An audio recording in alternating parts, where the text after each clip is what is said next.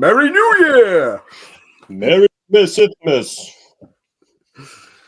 How you doing, folks? You all right? What's up, Tim?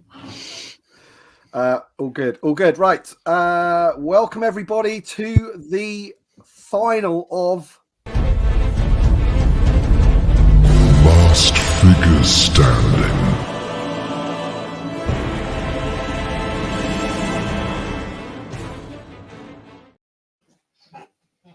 There we go. It is the final of Last Figure Standing. You guys in the community have been voting all week between Hammerhead and the Tonnika Sisters, and we will be revealing very, very soon, actually. We're not going to drag it out too much this time. We're going to be revealing it. Cheers, Chris. We're going to be revealing it very, very soon on the stream. But first of all, just want to welcome my guests and partners in crime on this little adventure that we've been doing. Chris from Banthaskull and John Miko from the TVC Facebook group. How you doing, fellas? All right? What's up, buddy? Doing awesome. Great. There is already loads of people watching. There's already loads of people commenting in the chat. I'm just going to run through very, very quickly to say hello. We've already got a super chat from Chris Curran. Very generous. Thank you so much, buddy. He says, I vote Hammerhead. Merry Christmas. We've got Kevin Blanco. We've got Daniel Mill, Dystopian Playgrounds, Bradley Harvey. We've got Bruce Damon, Jeff Russell. How you doing, buddy? We have Des T. We have Cisco Deer. We have the MAKMCSWF, or the middle-aged Kiwi man collecting Star Wars figures for short. Gary Moore. How you doing, man? Good to see you here. We have Cat Dad, No Longer Sad. Is that possibly the greatest YouTube name going? I've seen some good ones in the past, but that's a good one. Mitchell Gum, Joachim Arvidsson. We have Rocket City Sith. Hi, Brad. How you doing, buddy? He says, Merry Christmas, everybody. Let's go, Tonnika Sisters. We have the Howl Runner Base, Keith Swearingen, Darkness GTA 4, Keith Balavia, Modal Nodes, Matt Drace, Cliff Oliveira, Will Miko spill another beverage? It depends how crazy he gets, isn't it? You know, and how many of those he's had in the next hour or so. Let's have a look. We've got Armless Walrus. We've got GA, Paul Morales, One with the Force, Darren Wedge, Miles Hook, Chris Rook, Joseph Vogus, Nelly Fett. Loads of people already. Tim Berry. Hi there, my friend. Delvian Seek. So many. Victoria's here as well. Hi, Victoria. Scroll. You missed an important one, Tim. Oh, God. Would be 10:02 your time. 10:02. This one? Yes. TVC for life, Miss Mellon. How are you doing? Emily, good to see you on here. Octave Fuzz, SW Nerd, and Intelligent Chimp. Peak Obi-Wan. Loads of people as always. So welcome everybody to the final of Last Figure Standing. As I said, you guys have been voting all week between Hammerhead and the Tonnika Sisters, and we will be revealing who wins that, and then afterwards we will be going through a very nice dashboard that Mr. John Miko has prepared. He's been working on it all week. I've had a quick look. It looks amazing. Loads of filters on it and everything, so you can really dive into the data. And I've also been seeing some interesting comments online about, you know, who people think are going to win, and you know, and all this kind of stuff. And some positive, some negative, as always. Yeah. So, John, how you doing, buddy? Have you recovered from doing the dashboard?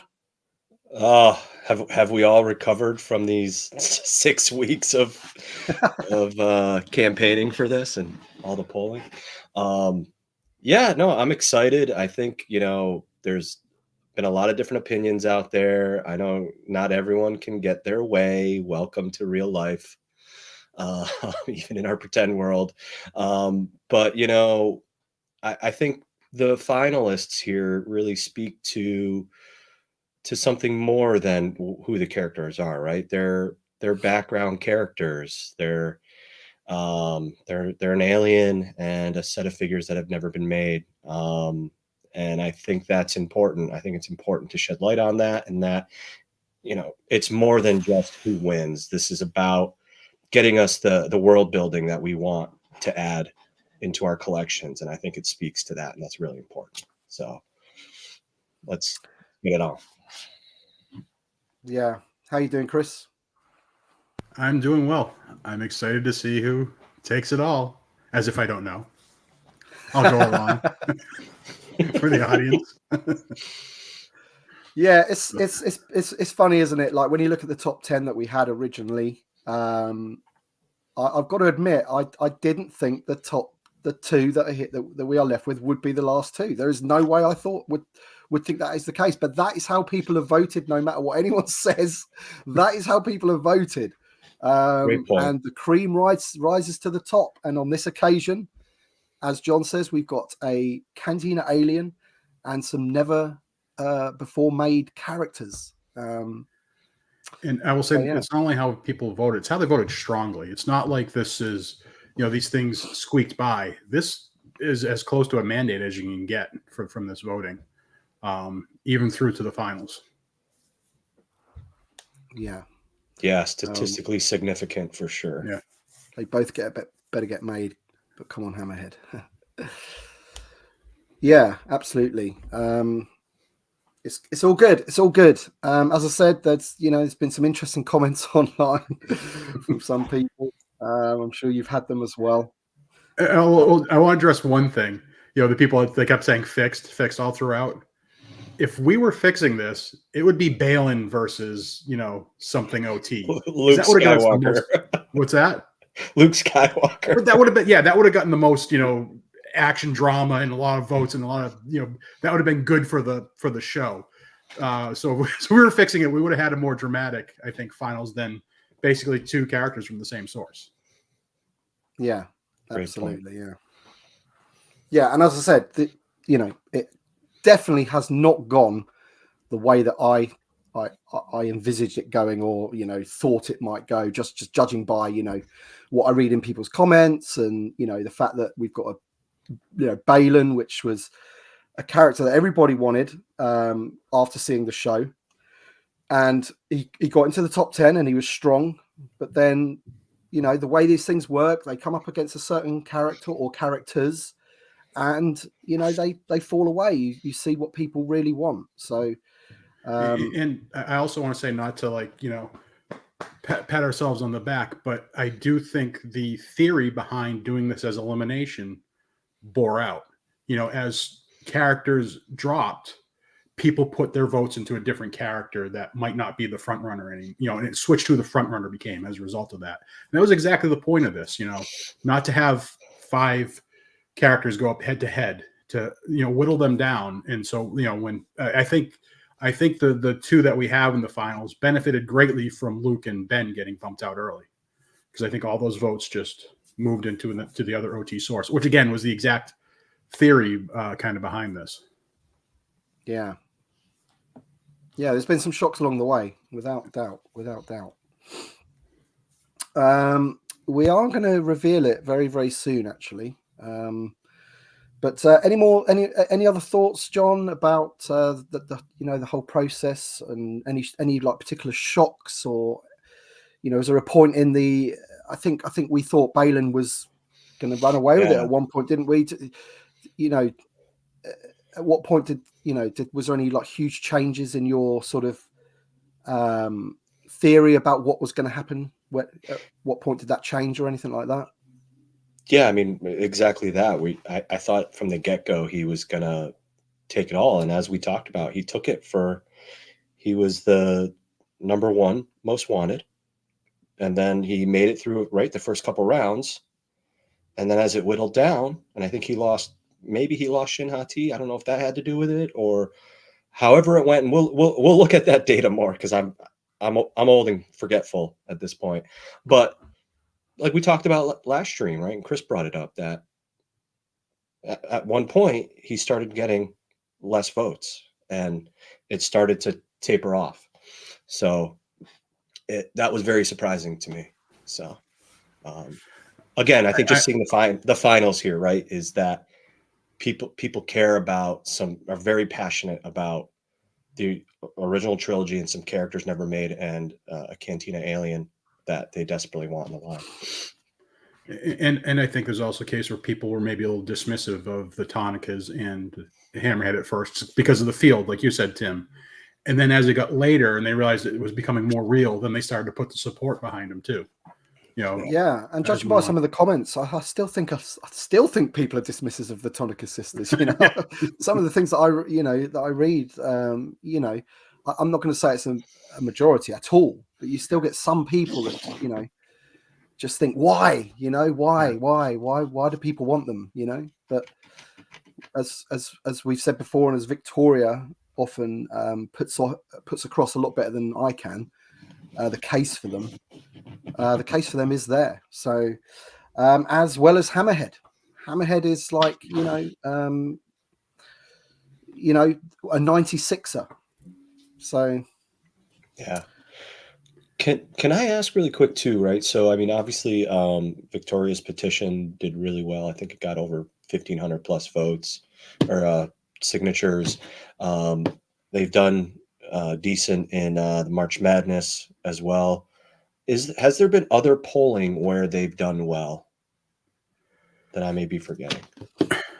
If I remember correctly, and this is obviously going back almost 30 years now, I believe Kenner, as part of Hasbro, asked fans, which figures were missed, during the original run, and Hutzler, Leia, and Tarkin were at the top. But I'm pretty sure that in that original one, the Tonnika Sisters placed well, so it's been going on for a while.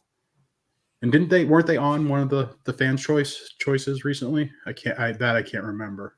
I thought they were. Sure. But I think it's one of those ones, isn't it, that people have been asking for them for so long that they, you get that peak and it's like, well, it's never going to happen. Right. It's never going to happen, and then you just end up stop asking. But I think there's a swell now again, because of Time of Tonnika thing that Victoria did and what have you. So and the belief that the likeness contract is no longer a barrier anymore, so it's a little more real too. Exactly, yeah, and also just to address that there are things out there on the internet which may have misinformation. Let's just put it like that, or they might be out of date information that people keep bringing up. It's like, well, I watched this and it said this. Yeah, I always direct people back to Victoria and just say, look, listen to what Victoria says, because generally, as we know, she's in touch with Angela and what have you. So, anyway, we are coming up to 14 minutes. I said I was going to do it on about minute 14. So let's do it. Let's show everyone who is the winner of Last Figure Standing for 2023. Can I try and hype it up any more before I do it? No, I can't. I'm just going to do it. Are we ready? Let's go. Let's go.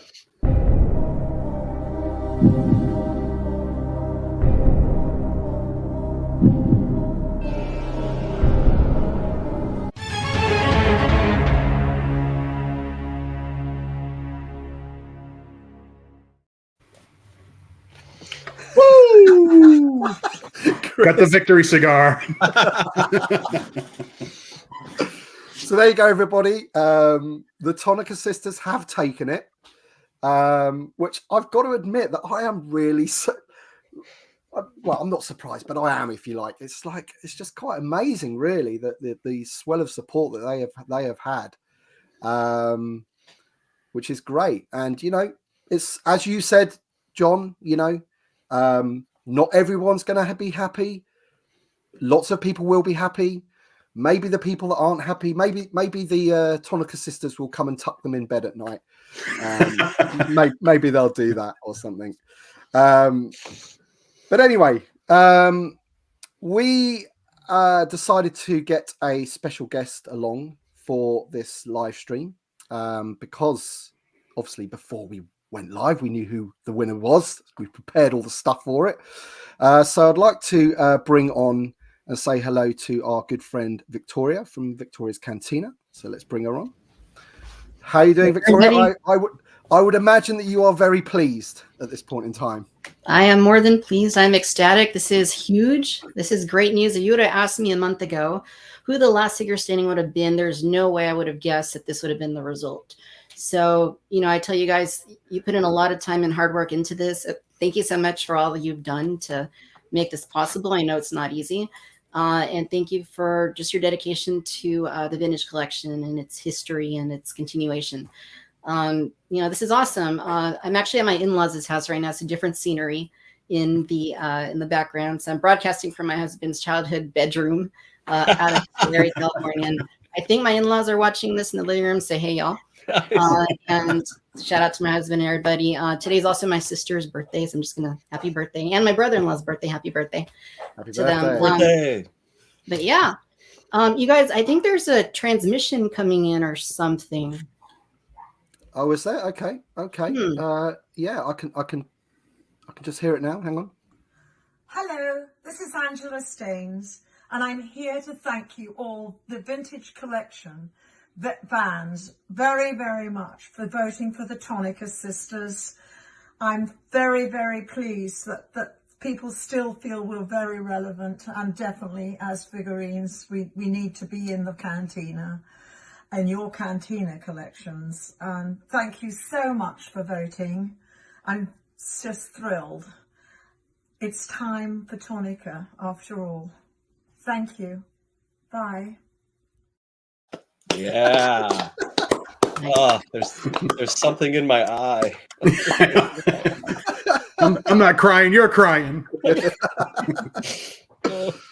Wow. That was awesome. That was awesome. Victoria, congratulations.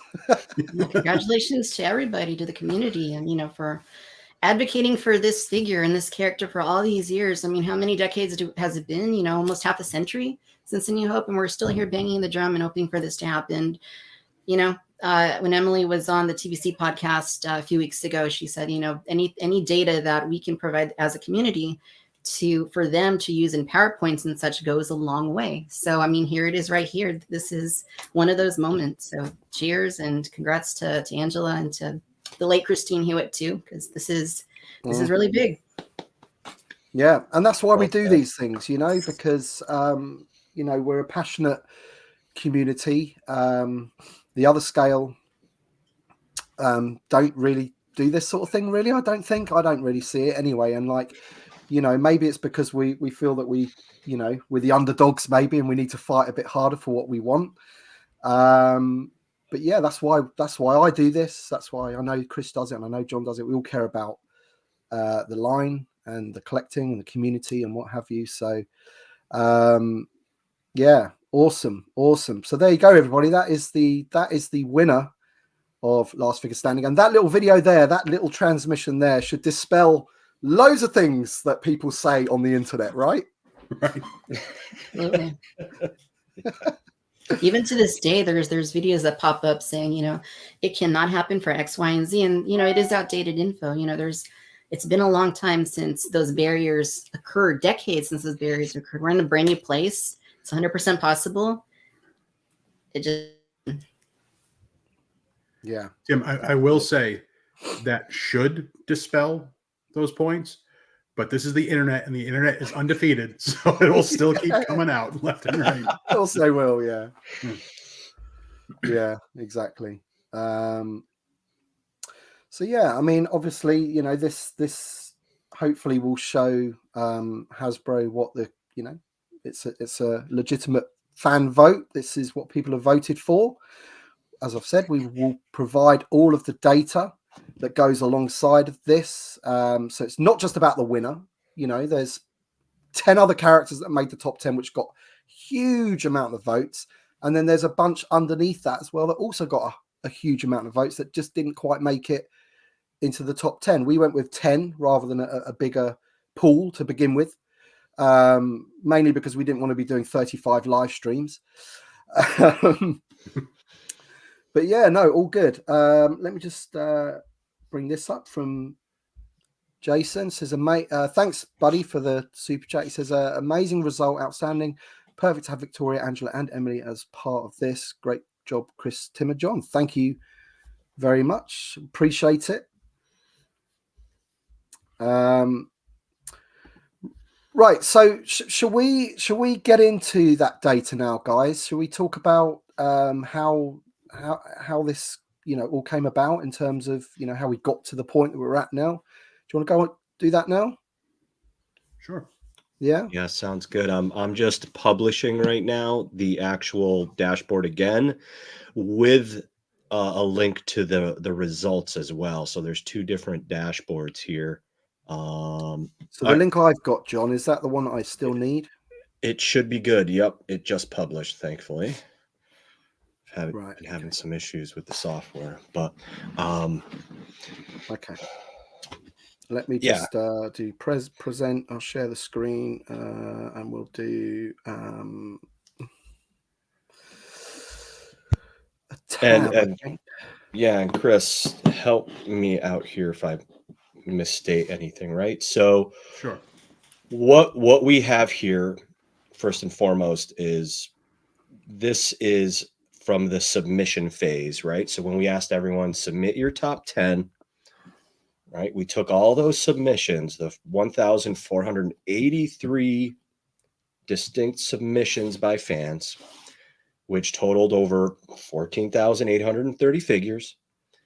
And Chris went through this whole process with Michelle. Shout out to Michelle, of cleansing it all, normalizing it, and aggregating the top most voted figures. This list, I think, comprises over 160 of them. Now, we ranked them. Some of them may have tied. They just have a subsequent ranking. So as we look at this, right, that first section there is your overall rankings, right? From Balin, if you scroll down, Tim, on the bar chart, right? Yeah. If you scroll all the way down, wow, goes all the way to 161, which is, 158, for example, right, to 161 are all a tie for 18 votes. And then above that is a tie for 19 votes, and so on and so forth. So anyways, if I could just speak to that please. For a second, just so they know it's not an arbitrary cutoff point at 161. We were originally going to do the top 50. There's easily 350 to 400 unique characters that were nominated as part of this process. I said to John, I'm not confident much below 150, just because, me not picking up a typo, an error on my part, somebody typoed a name and I didn't catch it. Once you get below 150, one vote could swing somebody up, 30 places, theoretically. So I'm not comfortable going, publishing below one, because I think there's too much inherent error in that. So we originally going to cut off at 150, and that was 18 votes. So anybody that got 18 votes was in this list. And then, up to the 11th hour, we were still going through this data. So I just went through. I did not clean all 14,000 submissions. I only cleaned probably the top, just over 10,000 submissions, because the balance of them weren't going to impact this list. On there. There's, as I said, 18 is the cutoff. There's easily another 50 characters that got between 5 and 15 nominations that aren't on this list. It would just take too much time. I'd still be doing it, into the new year if I was going through that. But I did want to go through and if I wasn't going to do the process of cleaning, I wanted to go through and do a spot check. So we stopped at 18, then went through and did the spot check, and I think there's 9 more, John, that I found that weren't clean names that would have made the list. So that's how we got up to 161. So we had 18 was a cutoff. We had I think 152 probably, right, John? Yeah, 152. And then we, as that manual process, found 9 more that would have made the list. There was a significant one. The the Endor Commando, Return of the Jedi Endor Commando, Rebel Commando. I think had 40 votes. So that was a significant one that I didn't have in there in the original batch of data. And there's some I feel bad. There's some that definitely are in the top 50 in spirit. The Clone Commando is definitely in there, but people just split the vote too many different ways. There was, very adamant. I want it from the Bad Batch. I want it not from animation. I want it from video games. But the point is, a lot of people want the Clone Commando. It just because they split the vote, it couldn't get in here. Fen Rao, again, split between Rebels and Clone Wars. Clone Commando Gregor split a lot of votes. And forgive me if I'm pronouncing this wrong. Deepa Bilaba would have gotten, in total, she was around 20-something nominations, but it was split between the Phantom Menace and Bad Batch. Yeah, but we've got to stress here that these, as nice as it is that these characters are getting voted for, this wouldn't have made any difference to, say, whatever the top 100 and something, right? Yeah. Right. Yeah, because we're talking about very small numbers. Yeah. And I'm positive, even through the top 50, there's no missed votes, because I went through and checked to make sure there was, no bizarre typos that could have, missed as a vote. I went through and manually checked that stuff. Can I just say, John, this dashboard is amazing. It really is. Just for anybody that's just even simple, very, very simple things about hovering over something, So if we look at Baylan Skoll, for the benefit of the people that are watching, this dashboard will be published for everyone to view, right? So Correct. They can check it for themselves, right? But if we just hover over Baylan, it just gives you a bit of a breakdown. So Baylan was obviously voted the most. He was voted 290 times. There were a total of 1,483 submissions. So he was on 290 submissions, right? And then, so that's 19.55% of people had Baylan on their list. Correct. And 3.127% had him at the top of their votes, right, as their number one. Well, basically what that's saying there is just he's 3% of the top votes here, all of these 161 figures.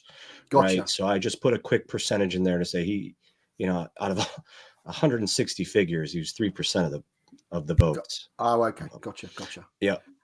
But yeah, so but the percentage of submissions, that is that right? Did I have that yes. right? 19.55% of people had him on their list, right? Exactly. It's exactly what that's saying. Yeah. Right. Yeah, and then from there, right, as we scroll down, there's two different these are called tree maps, right, or tiles. And what they're showing you is the first one on the left is showing you a source group, right? So again, shout out to Chris. He went through and categorized everything, right? So was this character based on which type of media category, if you will, right? So original trilogy or animation or Disney plus live action. And you can see that, right? You can see here that I think this is pretty spot on with what Hasbro's been focusing on, right? Original trilogy, Disney plus, and animation. Maybe there could be a little more shifting of the focus between those. So it's back to some OT. But we know they have a relationship with LFL that they have to work with as well and bring on relevant media. But again, it's pretty close, right? You have 32% original trilogy in the top 150, 22% in the top 150 for Disney live action, and then 14% for animation, right? And so on. As the squares get smaller, that's a smaller number percentage. And then next to that, you have source breakdown. So you can see, right, which specific media. So one cool way to interact with this dashboard is if you click, let's say, the original trilogy tile on the left. This one here or this one? Yep, this one? click on the left, original trilogy. This one? Yep. Click that. It will filter down a dashboard for you and show you which figures are comprised of that, right, in the bar charts above, and then what source breakdown, right? So we see that A New Hope, was the largest of the three movies for top 150. Can I talk about something Please. awesome? I think you did doing this. Please So Tim, if you click on if he clicks on original trilogy, will it clear this again? If he clicks on the if you click on whatever you interacted with, or if you click Okay. off the dashboard, it will clear the filters. Yep. So Tim, if you scroll up to the top again, and this is why I think the real power of this, of the drilling down and the BI of this tool. So if you do rank parameter, you can look at these metrics for different strategies. So if you do the top 10, it does that grouping again down below. So now you can see in the top 10 how it distributes. And it's almost, it's a fairly close to an even split between original trilogy and Disney live action. But then if you go up to 20, watch what happens when you go to 20. It's like, so the top 10 split, but once you go to 20, now the OT starts to pull ahead. Once you start going beyond that first. Great point, Chris. Right. So if you that's probably because the ones from the Disney Plus are heavily, maybe we could probably filter down to Ahsoka maybe just to see, because that's the recency thing, isn't it? Exactly. Balin and Shin probably grabbing a lot of that. Yeah. And Luthen was there, and obviously Cobb Vanth, which has a lot of pent up demand. Thanks, Chris. I was supposed to bring that up first, and I've totally forgot. But yeah, the ranks up top, right? So if they really want to look at the most meaningful, top 30 or top 20, they would use that. Or if they want to see everything, they just go down to the 160, whatever. And then you can change your source group, and your 2 tree maps. So I have little dimension selections there next to those 2 tree maps where you can select, say, tertiary or alien, just alien instead of. So at the moment we're doing the source group is the left side there. But at the moment it's defaulting to the entertainment source, right? Right. And now we can change it to say alien, for example. Yeah, and if you hit yes, I know you can also filter at the top, but if you hit yes on the right, you'll be able to see the source breakdown for aliens. Okay, so hey, there's a lot of Clone Wars aliens people want. And I forgot what you had at the top there. Is it the top 30? Yeah. So that's of the top 30, so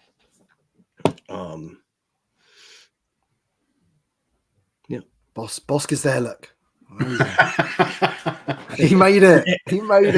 And actually, Tim, there's two more votes for Bosk. So he has 76 because there was 2 Boosks, which I assume were meant for Bosk. So that's different ways you can do it, right? You can either filter at the top with those the drop downs at the top, or you can just have everything unfiltered and interact with the dashboard to filter down to different information. And then the bottom is just a tabular view of the information. So if you have all 160 whatever in the rank parameter, you'll be able to see a whole list, and you can even download that as a cross tab. So for example, right, unclick the tertiary button, the tile there, click that. All right. So if you look at the bottom, just to show this functionality here. So that is literally all of the top vote getters, how many votes total for the top vote getters.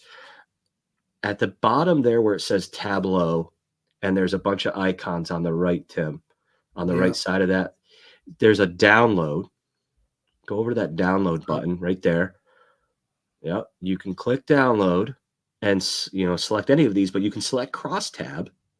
And if you hit the crosstab button and scroll to the top of that list, there's your tabular details. If you click that and download it as a CSV or Excel, that's all of this data. Right. Okay. Which again, I can, send off to whoever, or we can send off to whoever at Hasbro, or. Well, even just providing this link is going to be doing their work for them, isn't it? Yeah. Yeah. So just for anyone I see some questions, right? Yeah, this is Tableau. It's a data visualization tool. Salesforce now owns them, but this is Tableau Public. Anyone can go download this and publish to Tableau Public server. So that's my link here. That's where it's going. So yeah, good question there. But yeah, and then there's another dashboard. If you go to if you scroll to the very top and you see that little gray button above Kenner, that should, if you click on it. All right, bring you over to the voting insights here. Oh, the rounds, brilliant. Okay. Yeah. Wow. So it was a pain in the butt to not. I had to like move the button over and keep publishing this so no one accidentally stumbled onto this. But this gives you a breakdown of every round. So there's round 1 there, and again you can see how everyone performed in the top 10, right? And then we had 6 characters move to round 2. Yeah, so this is where so Luke was knocked out in the first round, wasn't he? And everyone was Did not expect that. And there he is. That's how close it was, folks. 695 to 714. Yep. Yep. So again, you can see how each round went. And like Chris was saying, which I completely forgot last time, that the Tonnikas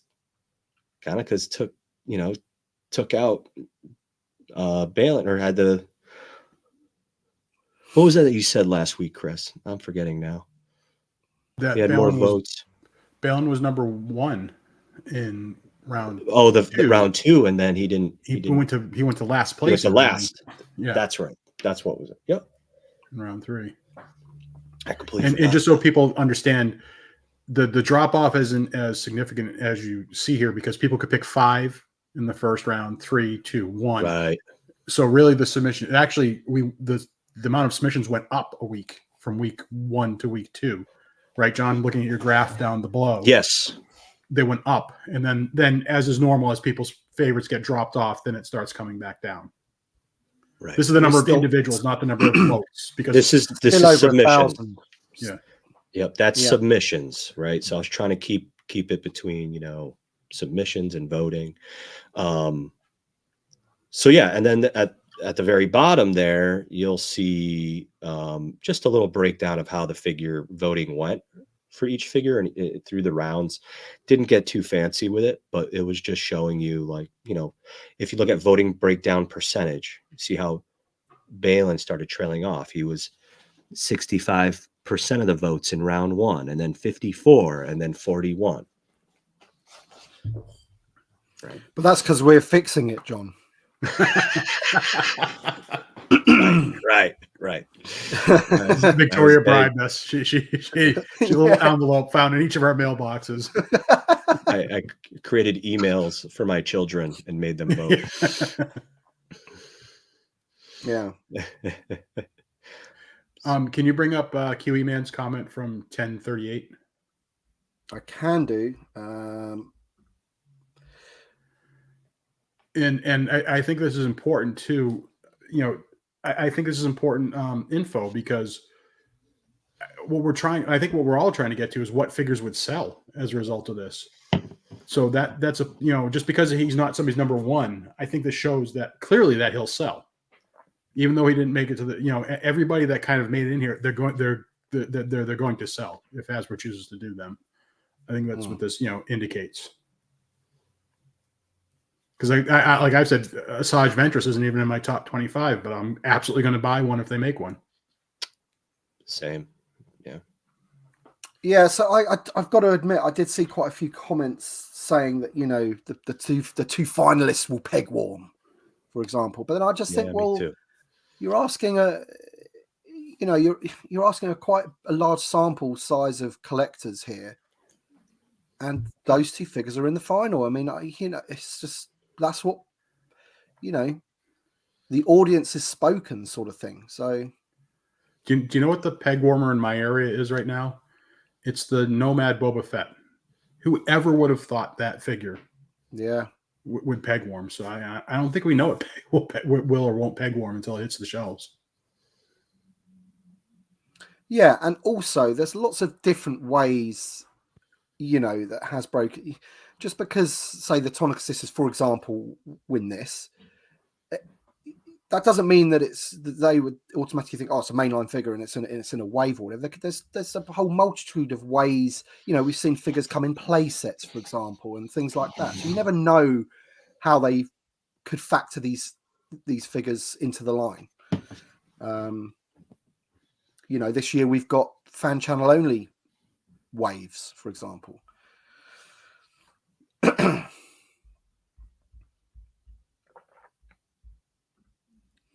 But yeah, unbelievable presentation of the data, John. Is there anything else on here that we want us to, or any other insights that you noted down, maybe that we can that would be quite interesting? Or I mean, just going back to the top 150 dashboard, if you click back on the button above Kenner, I always say this, even in my when I'm doing this stuff in my professional work, is just interacting with the dashboard. Let your curiosity take you to different places just by clicking on, playing around with the two tree maps, and like Chris was saying, the rank parameter above, and just seeing, it's just interesting. I think, Chris, you were mentioning you didn't realize how much Gaming Greats was wanted, right? And how did you get to that? That was just in the if Tim changes the left tree map back to source group. Right.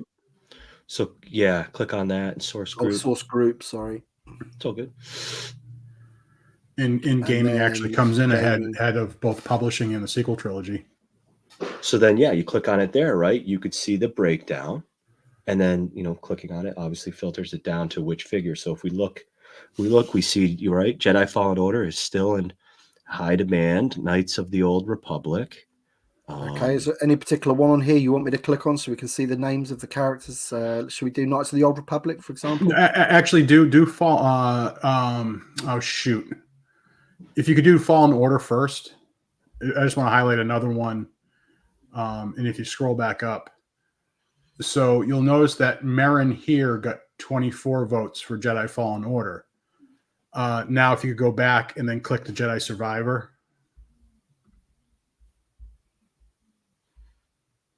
And then she picked up another 31 here. So if those weren't split, Marin would have been very high on the list. So just an indication that that's a pretty popular character right now, and definitely one I would be happy to have. Is this saying that Marin was the only submission for Jedi Survivor in the top 150? Yes, in the top 150. Yeah, of course, because there's going to be a few stragglers, isn't there? Yeah, Boda Kuna did well. I can't think of his name. The kind of the faux antagonist at the beginning. That Dagangera, is that his name? The Jedi from the High Republic era that was missing his arm. They just didn't crack the top 150. So those two are definitely on. Voted on. They just didn't Second crack. Sister's massive. Yeah. 73, yeah, number 29. Yep. Yeah. So that's some Republic. Yeah, go for it. And that's, I think, Malak, Malgus. I just opened Malgus yesterday, actually, from the 3.75 inch Black Series. Yeah, don't bend the knees, whatever you do. Careful of the knees. Yeah. Yeah. I have two one-legged Malak figures.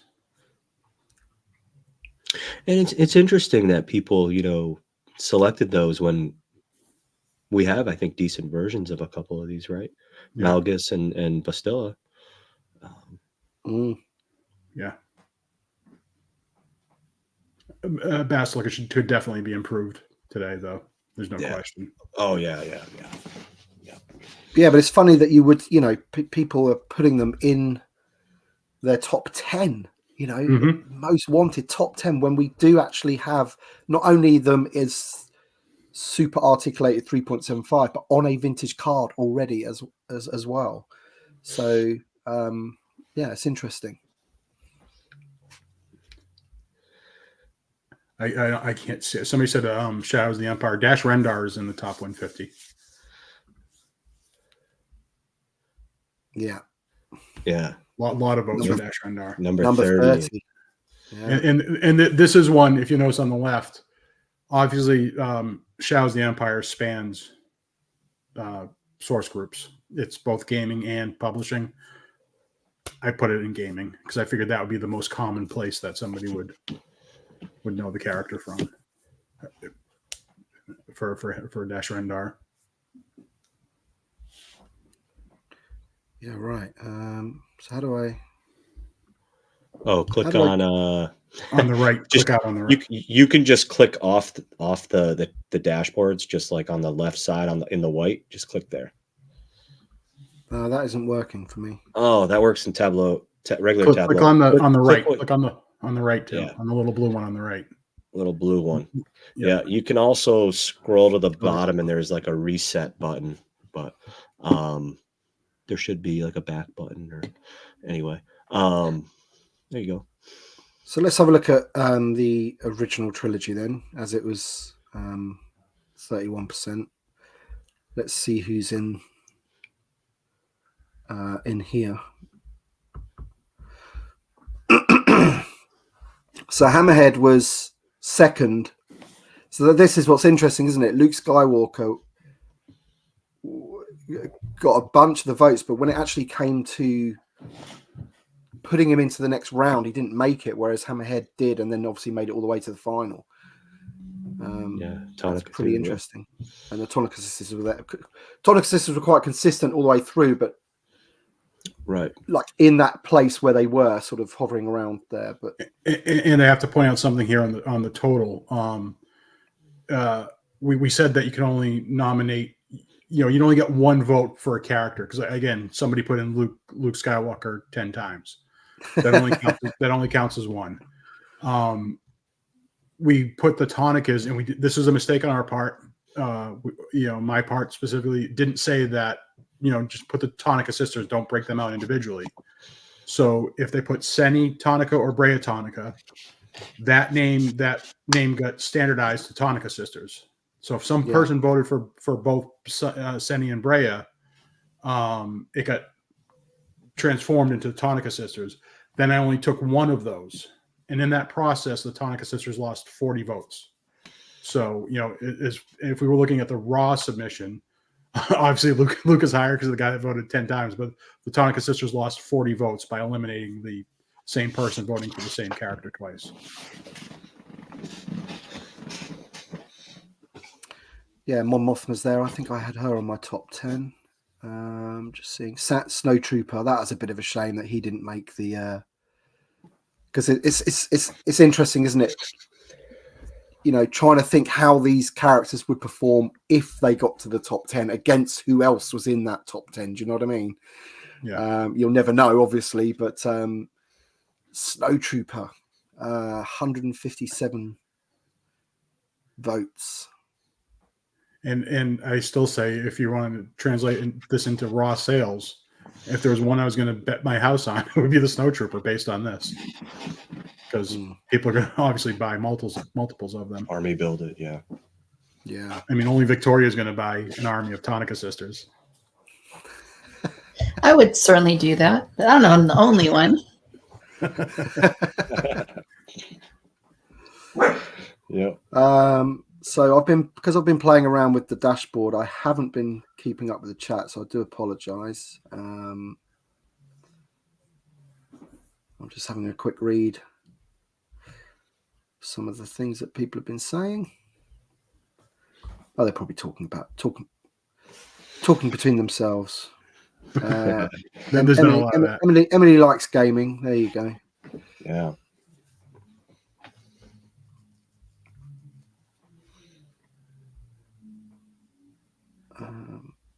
Should you and John confess that you haven't finished Jedi Survivor? to Emily? I finished it. I haven't started it.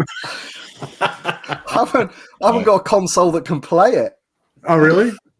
No, because it's PS5 only, isn't it? And then PS5, yeah, and yeah. So I've got a PS4. Yeah, I haven't upgraded yet, and I wasn't going to upgrade. Same here. Game. I'm with you, Tim. Yeah. I don't have a PS4 or the new Xbox, so I haven't played it either. What's great is there's this thing called YouTube, and you can watch somebody play the whole game. I'm not sure if that's as much fun, but yeah. Show all the story arc and everything. All right, John. The next time I'm having a nice juicy steak, I'm gonna FaceTime with you so you can watch me eat a steak. I've got to say, I did enjoy the first one, Fallen Order. It's a great game. I must admit, I got stuck in this like cavern and I couldn't get out. And there's these like rolling balls that you had to like some kind of test or whatever. And I couldn't do it. I didn't know what I was doing. So I left the game for a couple of months because it's just so frustrating. And then I came back to it and I thought, you know what, I'm gonna have to watch some on YouTube and find out how to do this. Wait a minute. And you're stuck in a cavern with rolling balls. It's complicated how you have to do it. Yeah. Tim, I think that's Dragon's Lair. I think you're confused. You're playing Dragon's Lair with the rolling balls. That's Indiana Jones or something. Yeah. That's oh, look at that. Hey, no excuse, Tim. Tim Berry's comment from 1051. Oh, there we go. Can they port it over? Well, there you go then. Great. Can they port it over to like an 8-bit video game? It's much simpler, like Contrabase or something. John wants a 2D side scroller to Jedi Survivor. Yes. There's a pretty decent comment here from Intelligent Chimney. Says, I think all of this data is far more relevant than who actually won. Kind of makes all the voting redundant. I don't think it makes the redundant voting. And I think we've always said also that the voting side of it is the fun part, and it's the interactive part. But 100%, the data is really, really important, without a doubt. And it's a great way to get a feeling of what people want. Yeah. It's a great, it's a great pairing. Yeah, and you've got the March Madness that does it slightly differently. The submissions have they want all new figures, for example. Plus you have to add ask for 25, and then they've got 64 characters. So 1 to 25 is weighted. Your 1 to 25 is weighted as well. So there's two different ways of doing it, but both ways, you still have the raw data at the beginning, that you've accumulated, and then, as I say, the how you whittle it down, for me anyway, is the fun part. That's how you get everyone interacting and whatever. So yeah, I'm going to play around with this for ages. I think it's so much going on with this. So what happens if I click on the snow troop? Does that do anything? Yeah, it changes the tiles to that filter, right? No. Click off. Yeah, it changes. There you go. Yeah. So it tells you what categories they're in, basically. Yeah. You can I think hold down, you have a Mac, Tim, right? I mean, if you hold down, I think Command and click a few figures, not that, there's a use case for this, but it'll select all of them for you. So if Oh, wow. Okay. But you probably would do that more with the tree map tiles, holding Command and select a couple, and see what figures come out on those.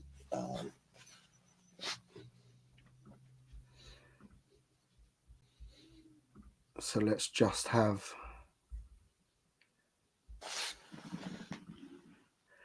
wanted to see some of the names that are in here. Manaman's 27th. Yeah. Wasn't he up there? I think he was in Jason's top 10.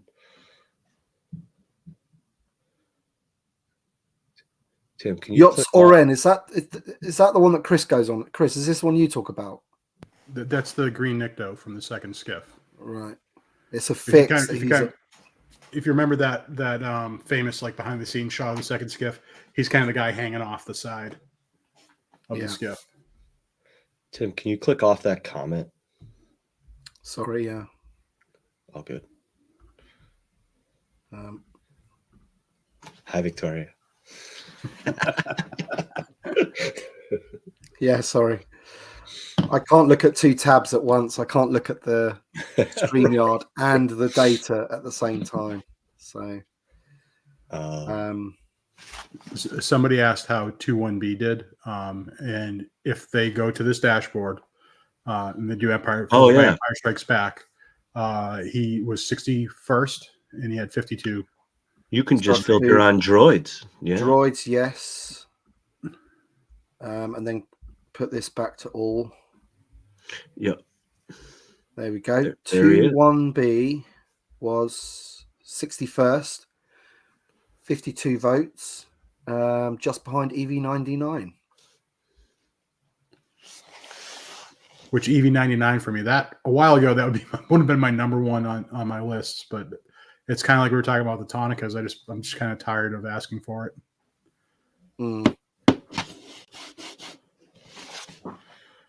Talk about all the boxes on it. It's an 096er, Jabba's Palace.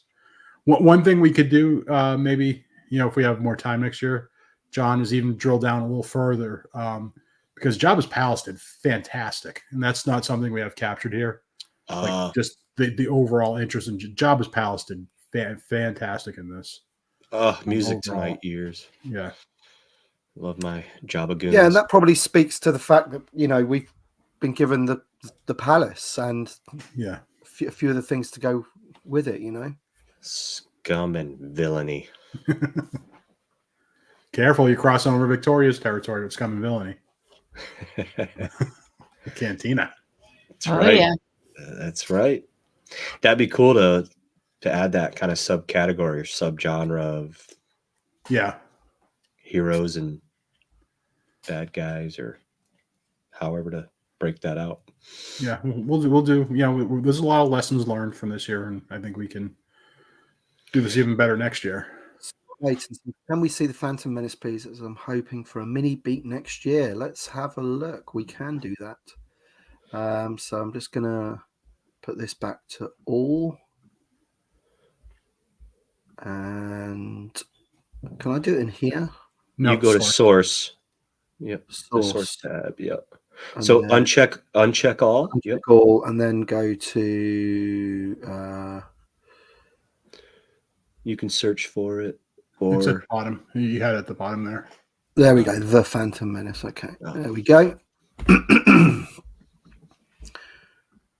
So, Theed Palace.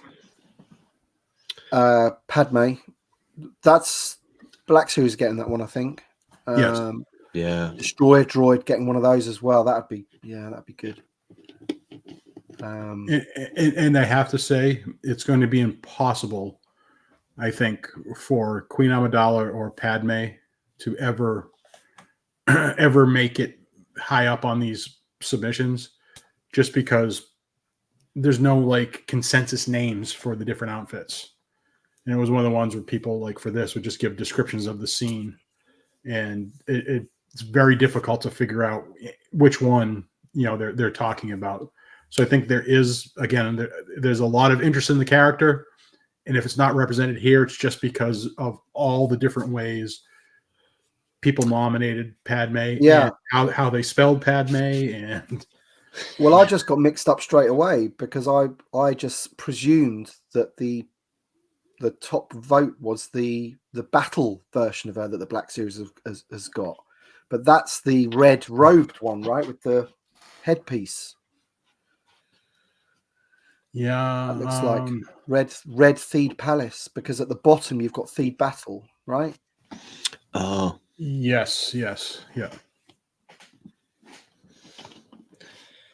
Yes, because so Queen Padme Amidala, so it's the Queen outfit. Yeah, that's the light bulb, the one with the light bulbs at the bottom. Yeah. So there you go, Scott. That's your Phantom Menace. Obviously, there may have been other characters that got less than 18 votes or whatever it was that we. But there's 1, 2, 3, 4, 5, 6, 7 Phantom Menace figures that made it into the top 100. There's a question from none higher than Matt. 82. Yeah, there's a question from Matt Drace at 10:59. Were there any submissions for a character you never heard of and had to research to see who it was? Yeah, Deathstick. I thought they were talking about Elon Sleazebagano when I saw Deathstick. I didn't realize that's an actual character, Deathstick. What? Oh, wow. Yeah. I'm terrible at this type of stuff. I probably would have had to look up many of them. There were two nominations for Deathstick. I wish I could say I didn't know that Geode existed, and I had to look that one up, but I already knew about Geode. And Geode got 1 or 2 nominations. Who is Deathstick? Can we? Do you know who? Do you remember Geode, who it was? Rock? Was that the Rock? Geode was the Rock. Yeah. Deathstick was a female Dathomirian assassin, is what Wikipedia says. Wow. Right. Geode. Oh, Geode was the Rock from the High Republic. Yeah. Yeah. Wanting that as a figure. I got a Rock. I could recycle my backyard joke. I was just thinking that. Yes. That's up there with wanting the brick. The Marva brick. Marva brick. Yeah. Uh, On an Andor card. Somebody's definitely 3D printed one of those already. I'm sure quite a few people have. Along with the Rock. Geode the Rock who can pilot a ship. I actually read the first High Republic book, and I was getting the comics and everything. And then as soon as I saw Geode, I'm like, I feel like they're trolling me. I'm done. I'm done with the High Republic. And I cashed out at that point. I think I remember you telling me. If you smell what the Geode is cooking. It's the people's choice. There you go. Chris Oliveira says Deathstick briefly worked for Crimson Dawn in the comics. Okay. You want to go rethink your life. No, John, see, that's the problem. It's a different one.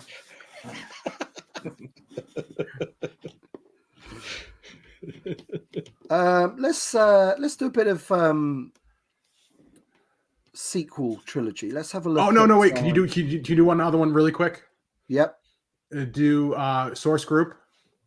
If you go click all there. Click all. Yeah. And then source group.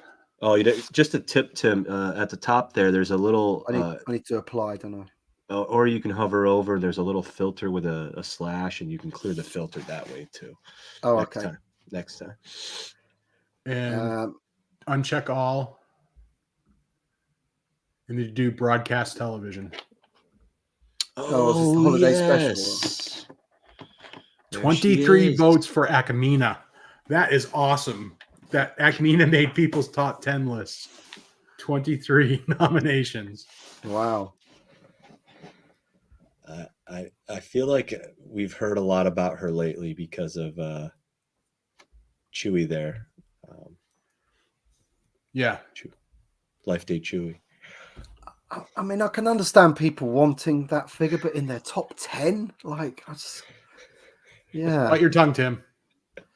Yeah, well, everyone's entitled to their own opinions, which is why these things are great, Oh, the dog didn't like it either. There you go. Let's quickly do sequel trilogy. Let's see who the winners were in there. So, Sith Eternal Palpatine, 103. He was 19th. Ben Solo in his Gap sweater, 89 votes. Finn from the same film, 87. Yeah, there's quite a few in there. So you've got 1, 2, 3, 4 figures in the top 50 for sequel trilogy. Yeah. And they're all from the final film. Yes. And my favorite submission was Ben Solo Good Boy Sweater. Somebody actually put that in as a submission. I need a hero. I love that YouTube montage of. Let's do the prequel trilogy as a whole, because obviously we only did this, the Phantom Menace. So there's Anakin. He made it onto the top 10 in 6th place. He was on my top 10. Mine too.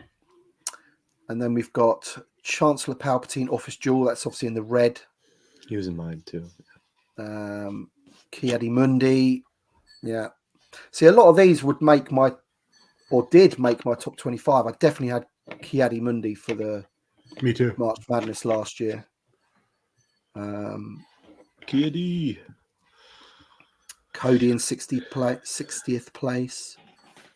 Galactic Marine, he was in my top 25 as well. Or she. Don't presume the gender.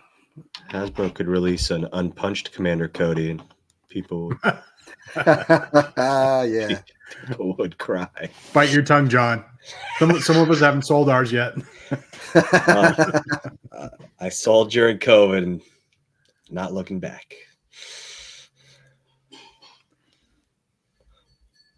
So somebody asked in one of the earlier live streams, were the votes for clones? There were a lot of votes for clones, but again, each specific clone would get 5 to 10 votes, which wouldn't crack the top 150. But there are a lot of, if you just put the votes for clones in aggregate, there's, I'm sure there was 100 of them or so, but it was just broken out between different types of, clone units and different named clones and things like that.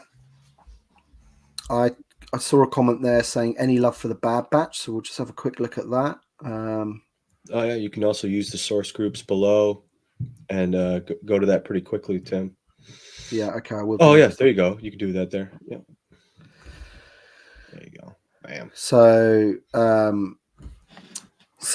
it's figures from the team basically, isn't it? It's Wrecker, Tech, Echo, Crosshair, and Omega. Omega Being top 86, and then Tech. And both Wrecker and Hunter picked up votes for season 2, but there were only a couple for those.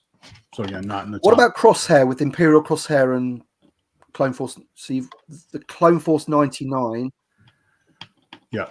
Everybody put Imperial Crosshair, or there was Imperial Crosshair in there. It just didn't rank as high as the Clone Force.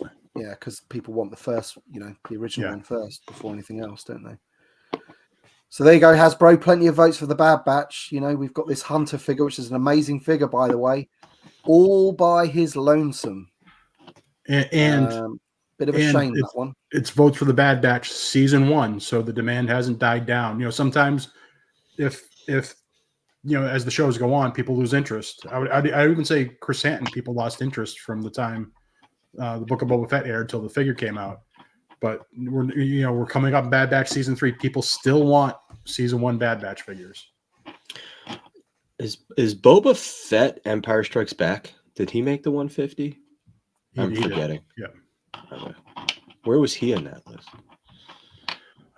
I'm not sure, and I think I can tell you with this amazing thing. Let's do it. Let's clear the filter. There you go. Empire Strikes Back. Here we go. Oh, Bosca's second look. Amazing. There you go. 121. Yeah. 25 votes, though. That's not a lot, is it? Really? I think it's part of the Fett fatigue right now. Yeah. And also the fact that I think people assume it's going to be a $25 figure. Yeah. I'd buy quite a few. And the fact that we've already got one, but we all realize we know that it's nowhere near as good as what it could be, but we do have one. So when you're asking people for their top 10s, some people, I know for a fact that a lot of people are, for example, Lewis, who we had on last week, he, his is like it has to be something new he hasn't Right. already got in his collection, whereas mine this time was about gaps in my collection, like since having the loose setup.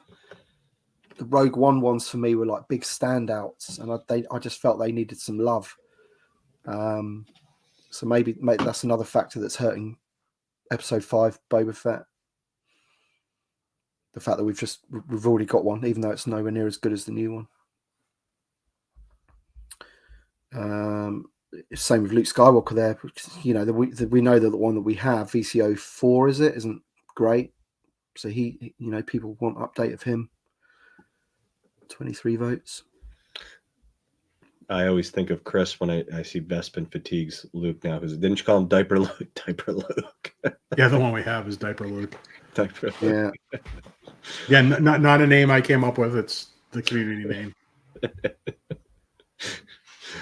I loved that figure when it came out.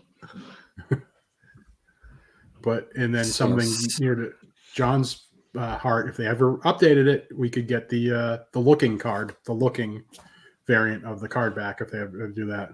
We've twice gotten the walking card. Give us the looking. Look at this, like Dryden Voss, like absolutely slams any other figure from Solo.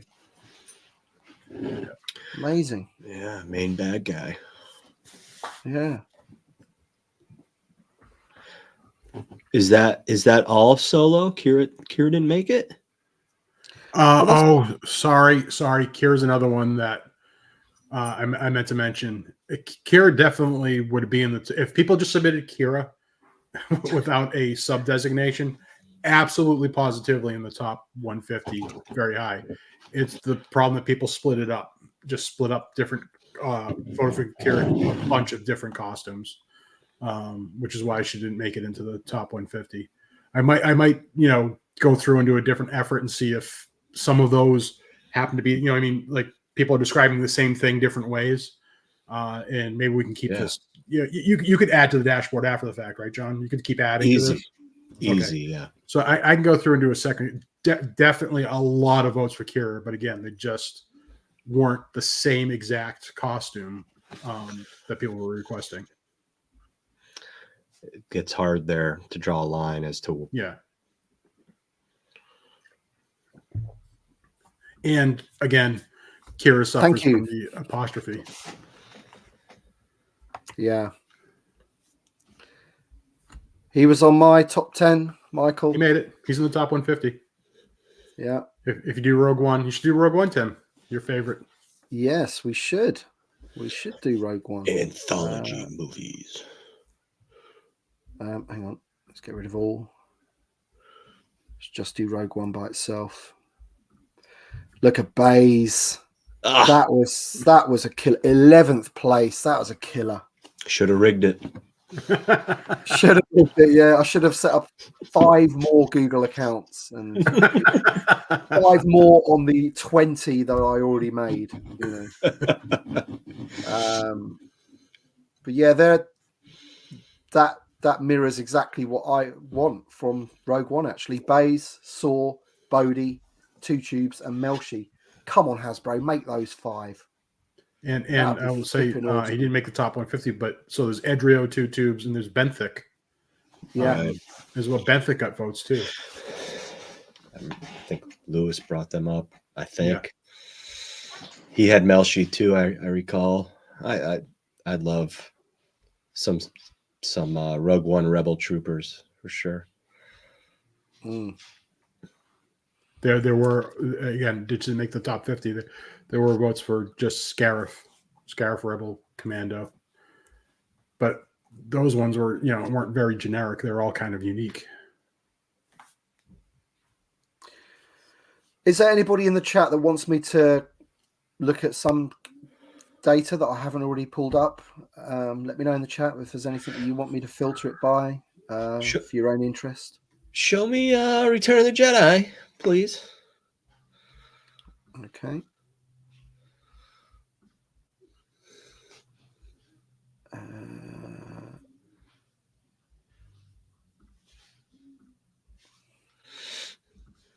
Wow. Simaloo, sweet Simaloo. Simaloo gets 126, 16th place. And then Fozek, wow. Yeah. Oh, oh, Shasa, Mon Mothma, Max Rebo. Hit it, Max. Right. What's her name? The Book of Boba Fett, right? Ewok dress Leia is there. Yes. She was almost in my 10. Whittle them down. Goes right down to Gizem. Jeezum. Chief And Gizem. and Gordon Task just missed the 150. Just missed. Oh, I would love that one too. There's my custom Fozek and Jeezum.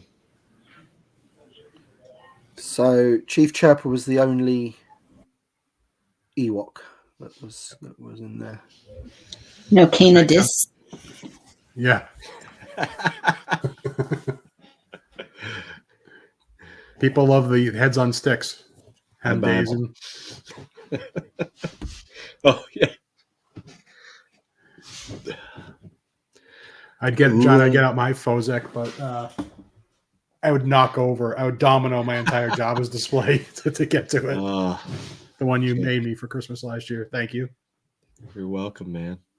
I actually just started opening my throne room. How terrible is that?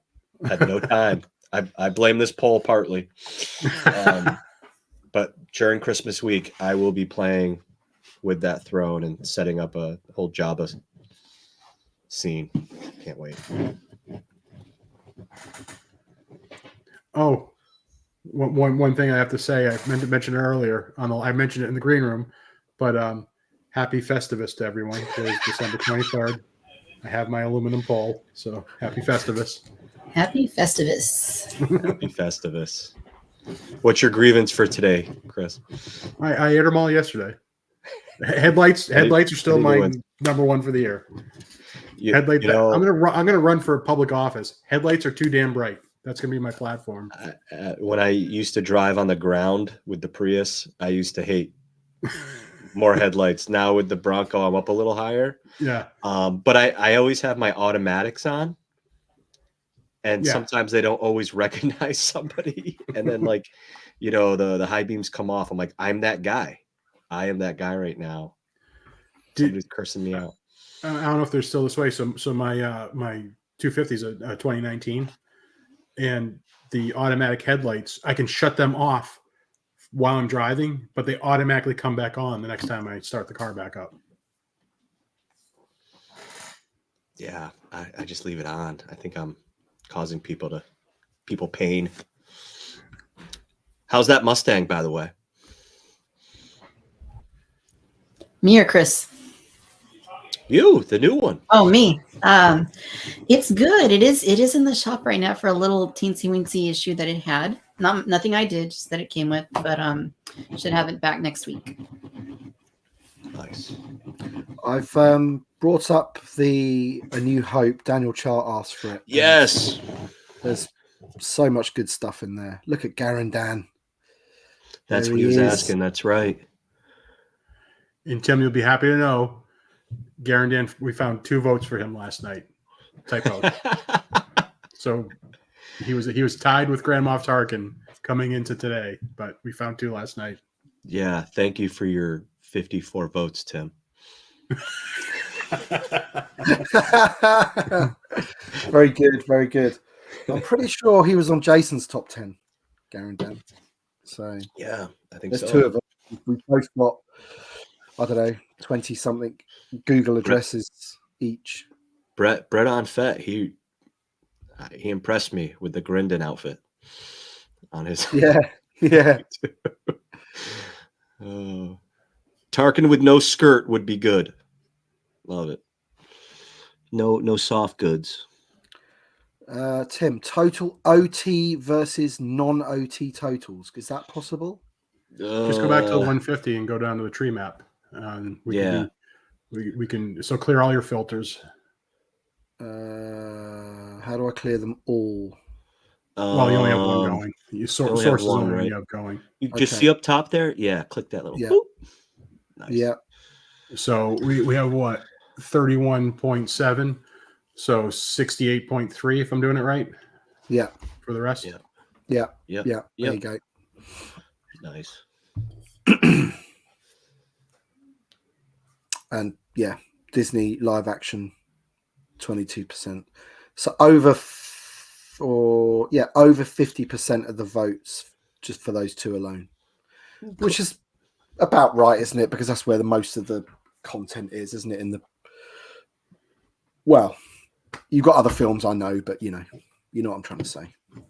Click on the Disney live actions. Did we click on that one yet? I'm sorry if we did. Look at our friend, the frog lady. Poor frog lady. You know, these frogs today, they're like honeybees. They're dwindling.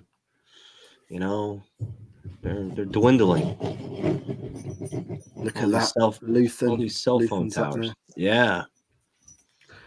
Pelly was up there, 17th place. Pelly. Dedra, Yeah, a lot of 18th votes. Dedra. place. And actually, Dedra got, again, it wouldn't change anything. She got 2 more votes. 2 people misspelled her last name. I saw that last night. It's misspelled it badly, but I know they're talking about Dedra Miro.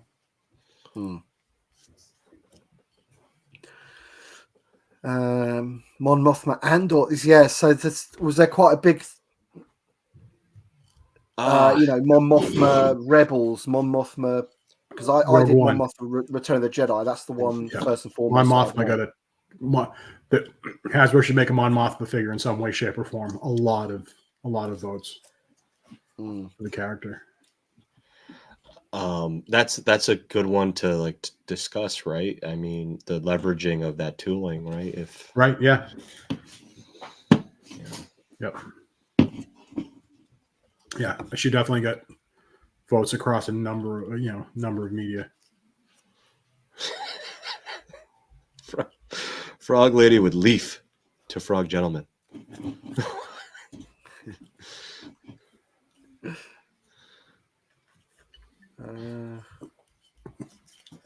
Can each of you give a percentage of what chance you think Hasbro will make the Tonnika Sisters following the results of this poll? Oh, man. Well, I just think, again, between Victoria's petition and the results of this, there's a pretty strong indication that they should be made. For percentage, I have no idea. Yeah, I think this sort of thing makes it more likely than it was before. It doesn't, I would never attribute a figure being made to something. There's loads of different factors that go into it, isn't there? But all I would say is that this sort of thing helps, doesn't it? Because obviously you're giving them market research for free, basically. So, but as I said before, it's like, there's loads of different ways they could potentially get those figures out. It doesn't, and there's 2 of them as well, so you got to think about that. So, like I said last week, I truly believe the brand team knows that there's demand for them, and I think they truly want to make them at some point. I think it's not the likeness issue. There's some pressure external to the brand team, some barrier that they have to punch through to get these made. And if I had to guess, this is just my speculation. This is not informed. It's my speculation. I think there's a little reluctance to do deep background characters from somewhere. I don't know if that's from Lucasfilm or if it's from Hasbro execs or something. That's just my speculation, uninformed. But that's what I feel, and maybe this will help punch through that resistance for wherever they're getting it. Yeah, I would tend to agree with that. That's probably the holdup is, something on external to Hasbro, Lucasfilm in that area that needs to be punched through, like you say, Chris. But yeah, I mean, hopefully, this coupled with all the other things that we've cited, they were in the top 4 in 2017 when Hasbro did the last official poll. They were, we do have the petition. We have this.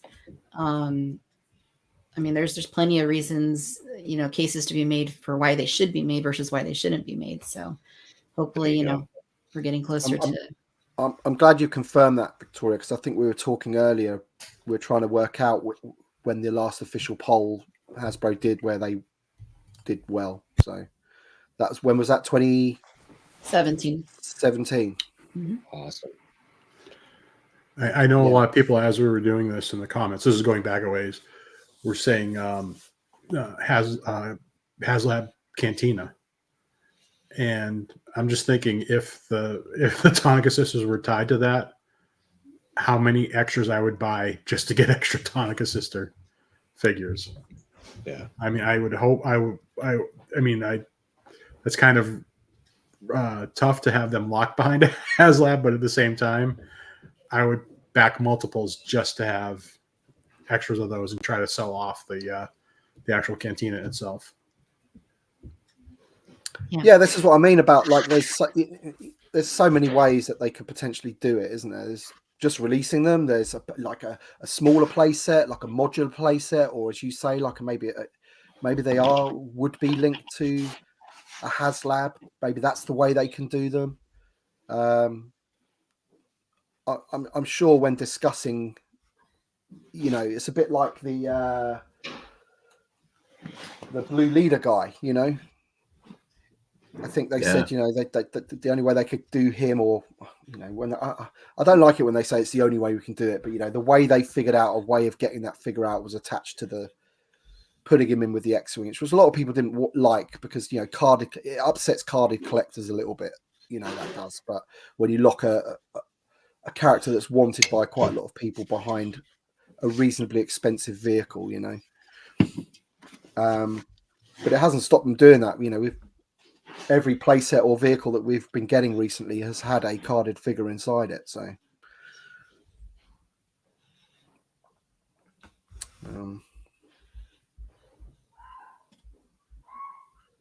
they could do some cool stuff too with, could alcoves of the Cantina also be repurposed for your Jabba's or the Book of Boba Fett throne and stuff like that,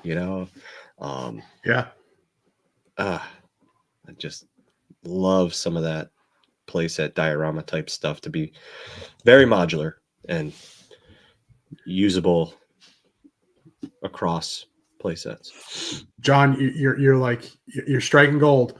You reuse the alcove for Jabba's palace, and you take the Tonnika Sister mold and you make Jess. You're striking gold, my friend. There you go, if that's possible. Yeah. Jess, and what was the other girl's name? Ludica, or I don't. Laudica, right? Ludica, Yeah. Laudica. I don't know. There you go, Laudica. Q Mighty just put it in the comments. Yep. Oh, not Jess. Sally, someone's put. Who's the one in the red jumpsuit? That's the one I'm thinking of. I thought that was Jenny. Yeah. Jenny's the Cantina. Oh. That's Han's girlfriend. One of them. Laudica is Jabba's palace. Only if there was a site that listed all the unmade characters from a source. Oh, wait, there is. No, Jess is the one I'm thinking of. Last Figure Standing, sponsored by Banthaskull.com. Jess is the one I'm thinking of, but it's the wrong outfit. She's got the more of the harem type look.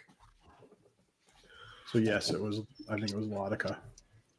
Yeah, I think you could reuse them too for like Attack of the Clones if they really wanted to go deep and when they go into the cantina in that movie, as Anakin's walking through, you see characters that are dressed kind of similarly. Yeah. Yeah. Wasn't there something about?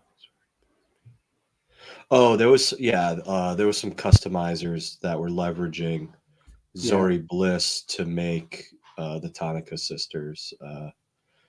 Shout out to John Morog, Mr. Caleb. Some folks did that. Yeah, but Hasbro mustn't do and/or legs shortcuts with these figures.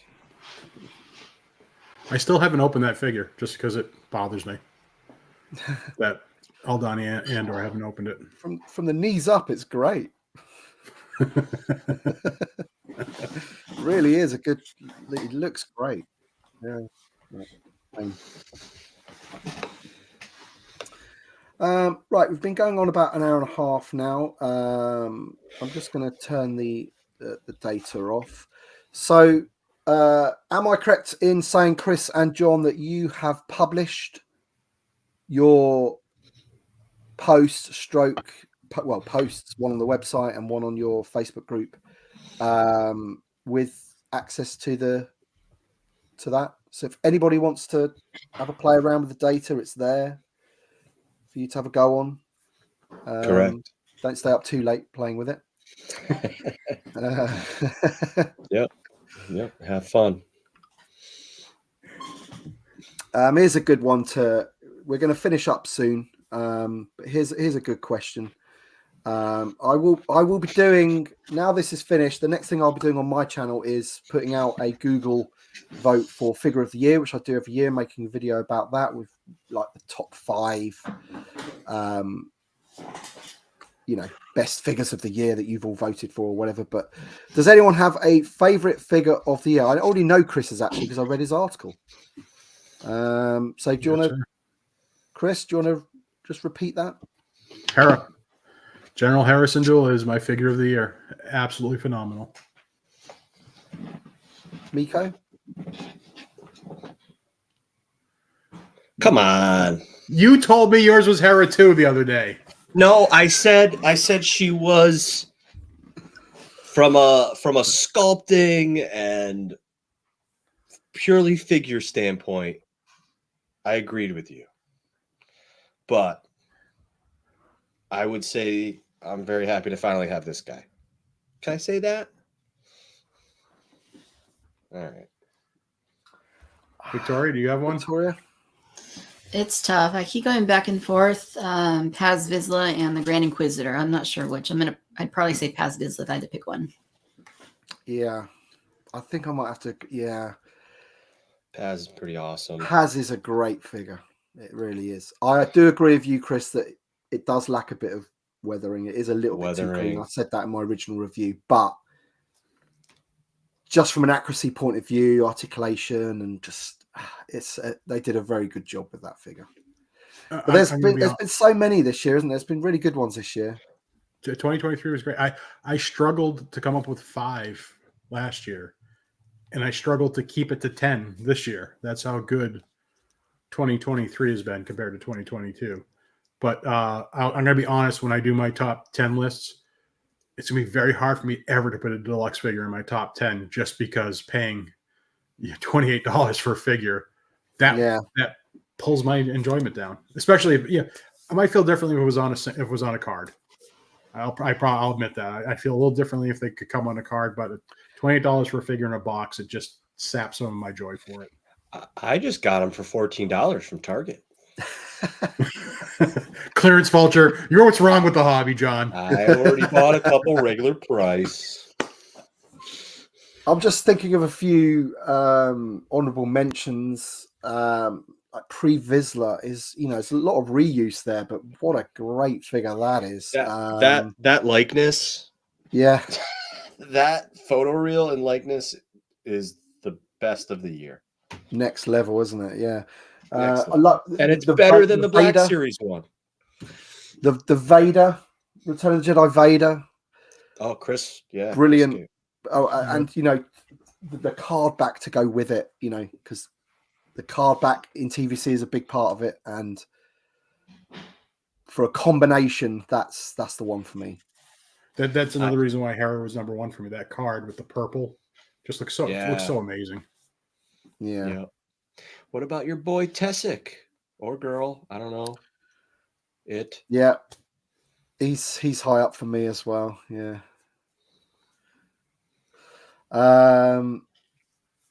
Yeah, awesome. So if anyone else has got anything to mention before we sign off, anyone got any final comments for the last figure standing? I just want to bring up very quickly before you do, John. I just want to have this. So Daniel Chart says, thank you so much for your hard work and dedication. We as a community are hugely grateful. Merry Christmas and a very happy new year to each and every one of you. Thank you, Daniel. And my small part in it, like Chris and John, like I thank you as well, from on behalf of the community, on behalf of myself. I mean, it's great to be involved in. I love doing this sort of thing. And it's been a lot of fun. I have to say thank you guys too, because I feel like Tim, you and John are really the energy behind this. This whole thing. I think you guys are the driving force. Hopefully, my little contribution of being annoyed with the way fan choice polls have been run in the past fit in somewhere. But you two guys were definitely the energy and the motivation behind this. Hey. It's great that we all came together to do this. I will say, Tuna, without your data cleansing, none of this would have been possible. And we have to thank you and Michelle. And we have to thank the missing member who's traveling right now. Without Jason's reach, we wouldn't have got the data. Yeah, I was just about to say, and also thank you to our guests as well, Victoria had on, guys from SWTVC, Jason. Yeah, I mean, the fact that he's got behind this and helped us get it out there as much as as you say, his reach, it wouldn't have got as far without him. So thank you, Jason, wherever you are, buddy. Really appreciate it, mate. Yeah, thank you, Jason. And Victoria, thank you for championing it, supporting it. You talked about it on Social Hour as well. You also talked about it in your interview with Emily. And thank you for securing the special transmission tonight. The special transmission. Man, I don't know what you went through for that. And also, thank you to the community for participating in it. And, and for putting in their votes and for watching the live stream and, all that kind of stuff. Because at the end of the day, if there's no participation, then it just falls on its arse, doesn't it? And we should talk about one more piece of business too. We do have the prizes to give away still. We do. Yes, we'll do that after. I hope everybody understands. We kind of need a break. Everybody that's involved in this needs a little bit of a timeout over the holidays. So after the holidays, we'll do that. One thing I'm concerned about is that. When Banthaskull gave away the ghost, we had people spoofing Banthaskull to try to steal people's information, addresses and things like that. And I don't want that to happen with a publicly known giveaway. So we will be contacting you from the Last Figure Standing Gmail account to notify the winners on the email that you submitted. And then we're going to ask you, nothing from Last Figure Standing will ask you for your information directly. We're going to ask you to contact the Last Figure Standing Instagram account, and we're going to give you a code, and then so you're dealing directly with us, basically, through the last.figure.standing Instagram account. And if you don't have Instagram in the email, we'll give you an alternate contact method. Yeah. We just don't want anybody scamming anybody as part of this. Yeah, and we have 3 separate prizes to give away, don't we? We have the Endor bunker. We have, what else do we have? We have the speeder bike and with Life the Grogu, and the Life Day Chewy. There you go. So there you go. Some awesome prizes to come up for just to thank everybody for their participation and to bribe them into doing it. No, seriously, thank you guys.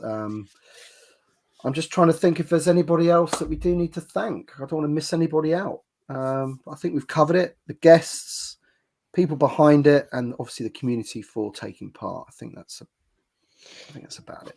Yeah, and thank you to Hasbro for also, like Emily. Should we play the transmission one more time on the way out for people that came in late? Yeah, why not? Let's do this once again. So the winner of Last Figure Standing 2023, because it will happen again next year.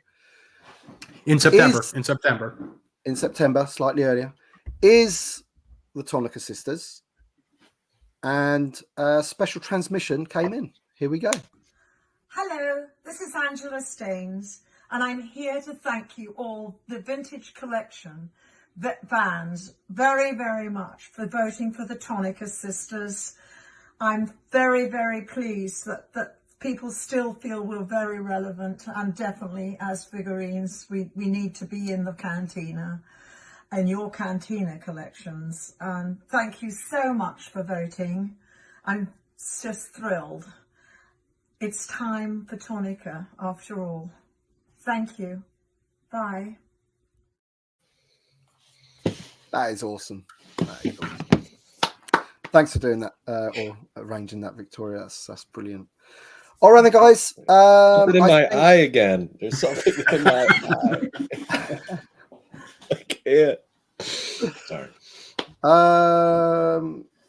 John, before I brought up Daniel Chart's question, sorry, I did interrupt you rudely. No, you took the words out of my mouth, just about the community supporting this. And there's so many collectors out there that have also just I don't want to say stuck their neck out there, but they've again even gone to bat to talk about how this is a good thing, how this helps with insights, and tried to squish a lot of the negative comments out there too. So again, shout out to everyone that's supported this and participated in this, even if their favorites did not make it all the way to the end.